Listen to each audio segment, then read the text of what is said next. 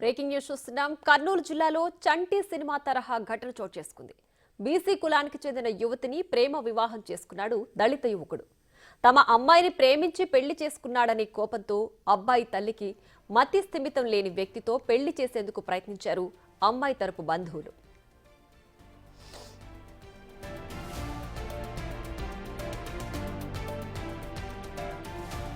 కర్నూలు జిల్లా పెడకడగూరు మండలం కలుకుంటలో 6 నెలల క్రితం దళిత సామాజిక వర్గానికి చెందిన గోవిందమ్మ కుమారుడు బీసీ కులానికి చెందిన యువతిని ప్రేమించి పెళ్లి చేసుకున్నాడు. కాగా వారికి గ్రామ పెద్దలు యువకుని కుటుంబానికి గ్రామ బహిష్కరణ విధించారు. దీంతో దళిత యువకుడు కుటుంబంతో సహా గ్రామాన్ని విడిచి వెళ్లిపోయాడు. అయితే ఇటీవల అబ్బాయి తల్లి గోవిందమ్మ ఓ పనిపై ఊళ్ళోకొచ్చింది. దీంతో అమ్మాయి కుటుంబ సభ్యులు బంధువులు కలిసి ఆమెను చెట్టుకు కట్టేసి కొట్టారు. దీంతో ఆకుండా మతి స్థిమితం లేని ఓ వ్యక్తితో పెళ్లి జరిపించేందుకు యత్నించారు. స్థానికుల సమాచారంతో పోలీసులు వచ్చి ఆ మహిళను విడిపించి కాపాడారు. నిందితులపై పలు సెక్షన్ల కింద కేసు నమోదు చేశారు పోలీసులు. 2 నిందితులను అదుపులోకి తీసుకుని విచారిస్తున్నారు. మిగతా 8 మంది పరారీలో ఉన్నట్లు సమాచారం.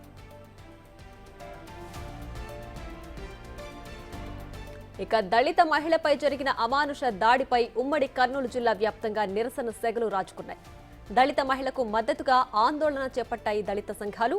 బాధిత కుటుంబానికి న్యాయం చేయాలని, లేని పక్షంలో భారీ స్థాయిలో ఆందోళనలు చేపడతామని దళిత సంఘాల నేతలు డిమాండ్ చేస్తున్నారు.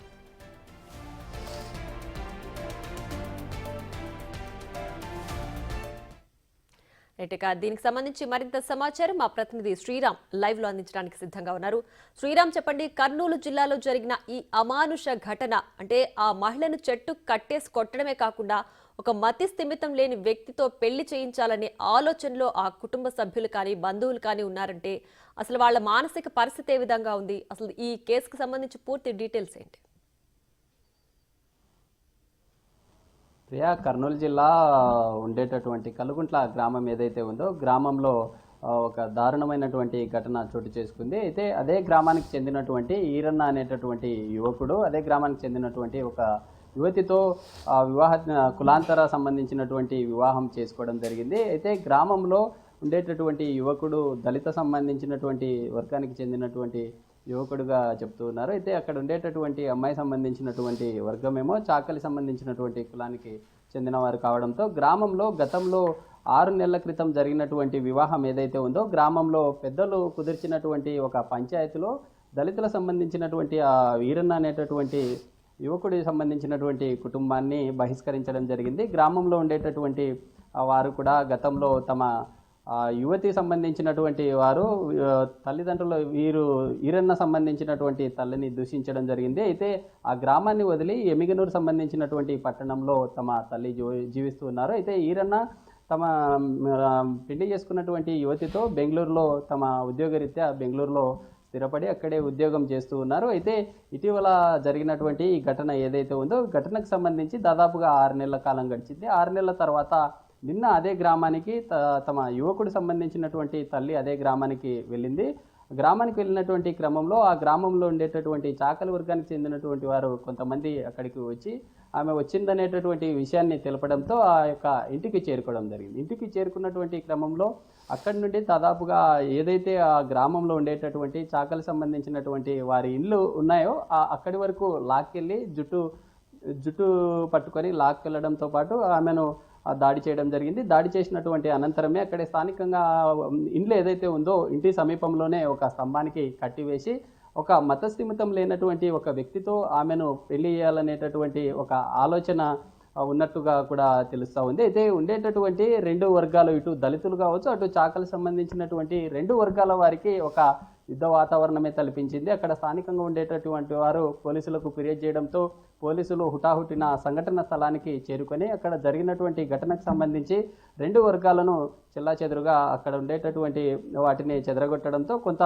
ఉద్రిక్తమైనటువంటి వాతావరణం నుంచి ఆ యొక్క ప్రశాంత వాతావరణంలోకి రావడం జరిగింది. అయితే ఆ స్థానికంగా ఉండేటటువంటి ఆ మహిళ సంబంధించి ఎమిగనూరు సంబంధించినటువంటి ప్రభుత్వ వైద్యశాలలో చికిత్స కోసం అక్కడికి పోలీసులు అక్కడి నుండి పంపించడం జరిగింది. అయితే ఈ ఘటనకు సంబంధించి దాదాపుగా 2 రోజులు గడుస్తున్న ఇప్పటికీ పోలీసులు కూడా తీవ్రంగా విఫలమయ్యారని కూడా ప్రజా సంఘాలు మండిపడుతున్నాయి. ఎందుకంటే ఒక దళిత సంబంధించినటువంటి మహిళ పట్ల ఈ విధంగా వ్యవహరించడంతో దాదాపుగా 77 సంవత్సరాల స్వతంత్ర భారతదేశంలో ఉన్నప్పటికీ ఇప్పటికీ కూడా కులాంతర సంబంధించినటువంటి వివాహాలు అనేకంగా జరుగుతూ ఉన్నాయి. అయితే కులం పేరిట దూషించడంతో పాటు ఆమెను హత్యాయత్నానికి పాల్పడ్డారనేటటువంటి కోణంలో కూడా ఈ దళితమైనటువంటి సంఘాలు తీవ్రంగా పోలీసులు యాక్షన్ తీసుకోవాలని కోరుతున్నారు. అయితే పోలీసులు ఇప్పటికే ఈ ఘటనకు సంబంధించి దాదాపుగా 10 మంది ఆమెకు సంబంధించి దాడికి పాల్పడినట్లుగా గుర్తించడం జరిగింది. వారిలో ప్రధానంగా 2 పోలీసులు అరెస్ట్ చేసి అదుపులోకి తీసుకున్నారు. మిగతా 8 మంది పోలీసు సంబంధించినటువంటి దర్యాప్తు ముమ్మరంగా కొనసాగిస్తున్నారు. వారైతే పరారులో ఉన్నట్లు కూడా పోలీసులు చెప్తూ ఉన్నారు. అయితే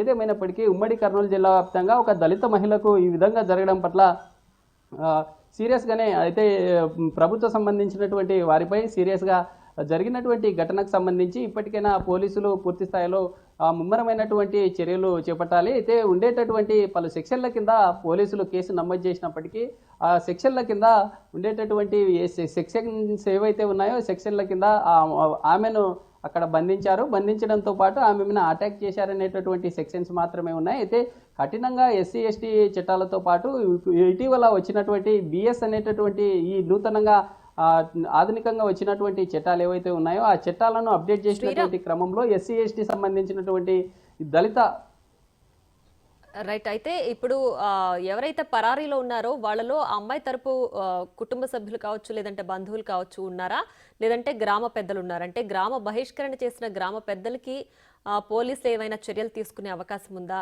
అండ్ ఈ మొత్తం విషయానికి సంబంధించి దళిత సంఘాలు ఎలాంటి న్యాయం కావాలని డిమాండ్ చేస్తున్నాయి?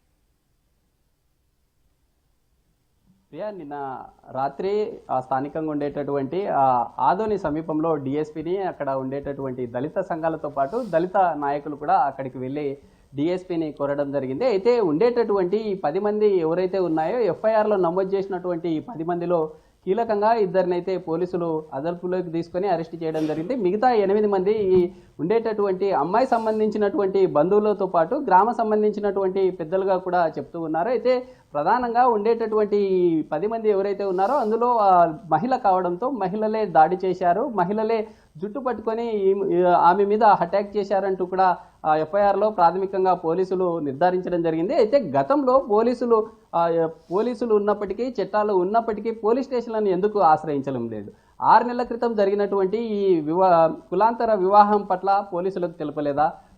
పోలీసులకు తెలిపినప్పటికీ పెద్దల సమక్షంలోని పంచాయతీ జరిగిందా అనేటటువంటి కోణంలో కూడా పూర్తి స్థాయిలో పోలీసులు విచారిస్తూ ఉన్నారు. అయితే గతంలో ఎందుకు ఇలాంటి ఘటన చోటు చేసుకుంది, ఈ ఘటన చోటు చేసుకున్నప్పటికీ పోలీసులకు ఎందుకు ఫిర్యాదు చేయలేదు అనేటటువంటి వాటిని కూడా పోలీసులు ముమ్మరంగా చూస్తూ ఉన్నారు. అయితే చూడాలి పోలీసులు ఎలాంటి యాక్షన్ తీసుకోబోతున్నారు. ఎందుకంటే ఒక మహిళకు సంబంధించి దళిత సంబంధించినటువంటి మహిళ పట్ల బహిరంగంగా ఒక స్తంభానికి కట్టివేసి దాడికి పాల్పడడంతో పాటు శరీరం మీద ఉండేటటువంటి డ్రెస్సును కూడా తీసివేసి ఒక మతస్థిమితం లేనటువంటి ఒక వ్యక్తితో వివాహం చేపించాలనేటటువంటి నెపం ఏదైతే ఉందో ఇదంతా ఒక చెంటి సినిమా ఏదైతే ఉందో చెంటి శిల్పాను తలపించే విధంగా కనిపిస్తూ ఉందంటూ కూడా ఇప్పటికే దళిత సంఘాలు పూర్తి స్థాయిలో మండిపడుతూ ఉన్నాయి. అయితే ఘటన జరిగి దాదాపుగా 2 రోజులు గడుస్తున్న వారిని అదుపులో తీసుకోకపోవడంతో పాటు పోలీసులు కేవలం అవి ఏవైతే సెక్షన్స్ ఉన్నాయో సెక్షన్లో కూడా చాలా తూతు మంత్రంగా ఉన్నాయంటూ కూడా చెప్తున్న పరిస్థితి అయితే కనిపిస్తూ ఉంది. పోలీసులు ఎలాంటి యాక్షన్ తీసుకోబోతున్నారనే అంశాలకు సంబంధించి ఈ దళిత సంఘాలు కావచ్చు వారి బంధువులు వేచి చూస్తూ ఉన్నారు. పోలీసులు ఉండేటటువంటి సెక్షన్లతో పాటు వారిని రిమాండ్కు తరలించే అవకాశం ఉందా ఏంటి అనేది కూడా చూడాలి. పోలీసులు దీనికి సంబంధించి ముమ్మరంగా దర్యాప్తు చేపడుతున్నారు. ఇదంతా కొలిక్కి వచ్చిన తర్వాత స్థానికంగా ఉండేటటువంటి డిఎస్పీ కావచ్చు ఎస్పీ పూర్తి వివరాలు కూడా వెల్లడించే అవకాశాలు ఉన్నట్లుగా కూడా తెలుస్తుంది. Right Sriram, thanks for the updates.